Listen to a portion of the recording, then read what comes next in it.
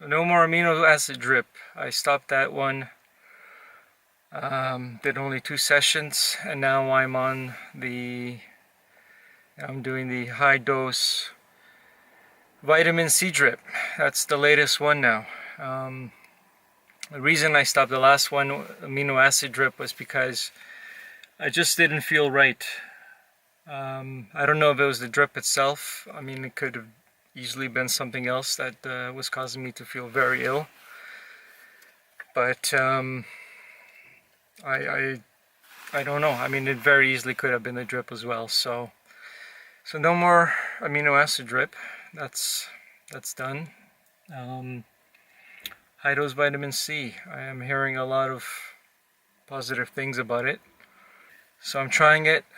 I don't know how it's gonna go. I mean, the first session went well. I did 30,000 micrograms, which is 30 grams. Next week, after Christmas, it's going to be up to 45,000. And then the following week, we're going to do 60,000. And we're going to stop at that because that seems to be the ideal dosage, 60,000.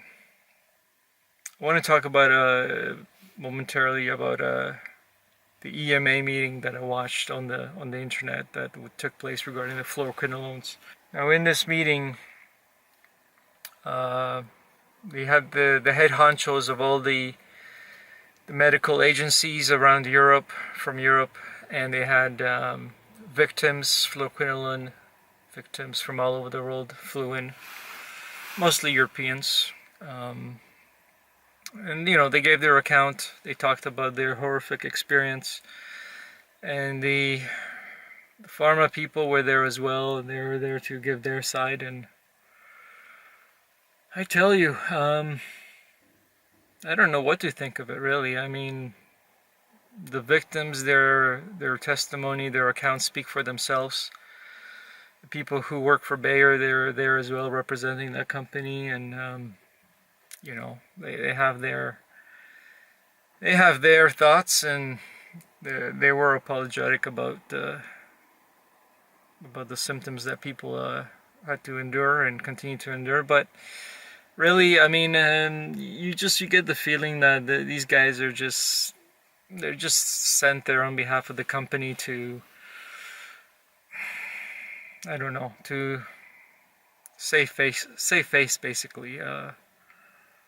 They're not there to take away the victim's pain or anything. I mean, the pain is left for the person to deal with for the rest of their lives in some cases. And I don't know. Just watching these victims, and some of them are doctors, some of them are pharmacists. That's the irony, man. Is you got pharmacists and doctors and scientists as well, researchers. So you had one doctor, one scientist, and a researcher and a scientist, all victims of this horrible drug, giving their testimony. And it just goes to show you, I mean, it doesn't matter what your background is, what your walk of life is. It doesn't matter how old you are, whether you're 16 or whether you're 70, anybody can be poisoned by these horrific drugs. I just know I sure as hell wouldn't want to have this drug in my system ever again. In fact, if I'm dying, I'd rather just die and not have this drug save my life. Because if I'm meant to die from whatever it is, then truthfully I'd rather just die. Because I sure as hell don't want to deal with a lifetime disability, a lifetime of horrific symptoms, from neurological all the way down to physical pain for the rest of my life. I'm still seeing new people pop up on the internet, and these people are saying that just weeks ago or just a few months back they've been given these pills for small things like a small infection, minor infections, that is. So, you know, you think that by now that these drugs, people would be more aware of them, but it seems like a lot of people are still not aware, which is unfortunate.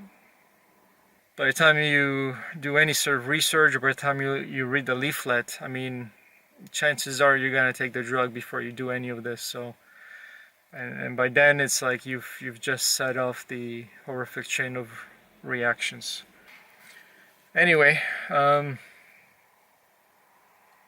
let's keep going. Let's keep going, and let's fight for these drugs to have tighter restrictions, and let's hope that less and less people are falling victim to these drugs. That's all I can say right now.